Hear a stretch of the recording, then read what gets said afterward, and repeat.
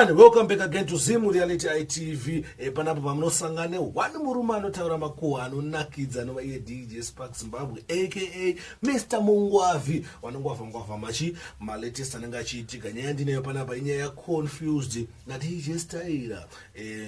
Zvinonzi izvo DJ Styler vari kuti mukadzi wavo ari kunyoporwa, mukadzi wavo ari kudyiwa naConfused. Saka pane audio yandinayo, ndine audio yandichakunzwisai munzwe mukadzi waDJ Styler achitaura iye pamusoro pake iye naConfused. Zvingove pachena, anangoti nyaya inengoiti pa andichadzoke zvangu. Goodbye, sarai muchinzwa. I told you, I'm telling you in confidence. Why would you do that? I will never do that. I didn't do it. Ndakatombotanga ndichitotaura ndichitoita ndiri kupopotaka. Mva ndazotanga kuzofunga kuti alright pamwe ndakahekwa. Sorry. Chinyarara munashe. Ndopandakazoona kuti ndakahekwa. Ndopandakambistana ndobva ndaenda kupa ndopakatanga kundi-insult aka. Ndaenda chinyarara munashe. Throughout the whole time, I wasn't even enjoying.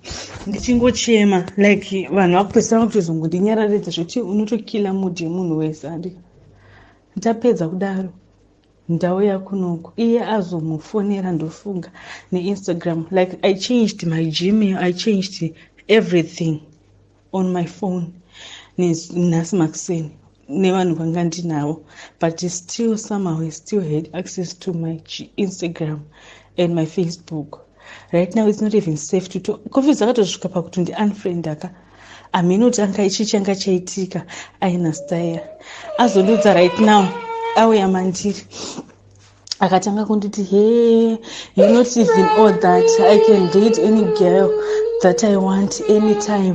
Ndokwanisa kudata munhu wandinoda. Sorry Munashi. Sorry. Okay, wait Munashi mwanangu, wait. Ndotita munhu ndoda, hey, you're not even all that. Yeah, who ever want you? You are just munhu atongori nemwana wandakangoitisawo nemwana uchitozongororwa nezidhara oro nemunhu anenge ane vana vake. Hey, hautombodai, you are not even good at this, you are not even good at that. Like you are so insulting. Yozona ndakangonyarara kuti I didn't say anything.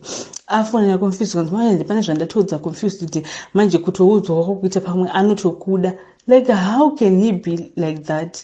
Unozoti I value Confused as a friend. Kwandiri, we are same age. Confused, I started knowing Confused. Ndakakuudza iwewe. Like I don't even see him in that way. He's just someone that, like I'm a huge fan, and then as a friend. Styler kwenda kunonondimamira kunotaura shit. And now I can't even talk to him or explain my side of the story because Styler akaniheka in Instagram yangu. I just want you, if you can forward him the voice note that I sent you and you can explain my side of the story and you know me, Karen, tell him everything that you know that I told you. How I am and how I value him. Ndogara chingoti Confused, he's just my friend and anoimba music but like I'm his fan. You even started listening to him through me. Like we are same age. Kwandiri is just like a brother, a friend. I wouldn't.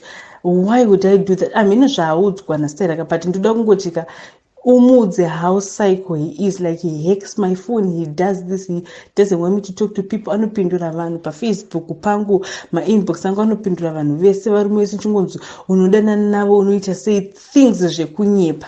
I just want you to vouch for me, Karen. Now are online. I can't contact him because on Instagram because phone yangu yakatohekwa right now. Ishuluza Karenika. Apa ndakamira kuti zvinhu zvangu zvitange kuita ndosaka ndakatora mari kuti unozoti things zvobva zvatanga futi like pane pakambotanga Styler futi kuti anoidzi handina hangu zvitaramba ndanyarara bo zvangoita zvedhei iko zvinhu zvatanga futi like the mashoko anga achindiudza unozoti ndikushaya ndapererwa.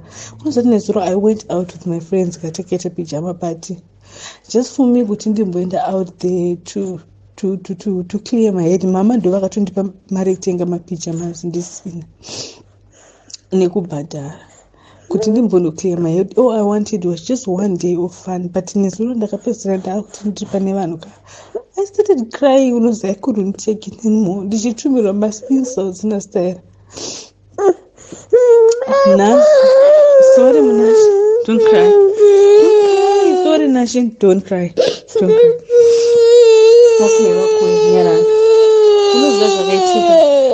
Unozoti nini kuti ndakatanga kuziva confused before style pesa baka out of respect, out of kuti zviningwa mukadzi wemunhu whatever ndandisataure naye stereke like pandaitomboudza ndichambotaure naye stereke.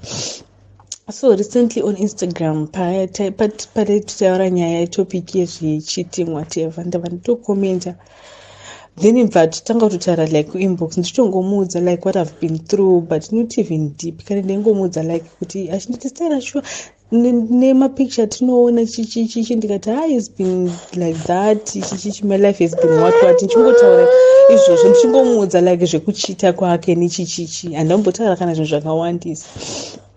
Mr. akandiheka futi like nizo akatanga kuti yeye waudza confused wakaudza pane munhu wakaudza ndazonzwa nyaya dzangu dzakubuda kundura ndikati ani then ndakabva ndatongotumira confused message ndikati how can you do that I told you what I'm telling you secret but don't in confidence go and take your babu go and take it ndikati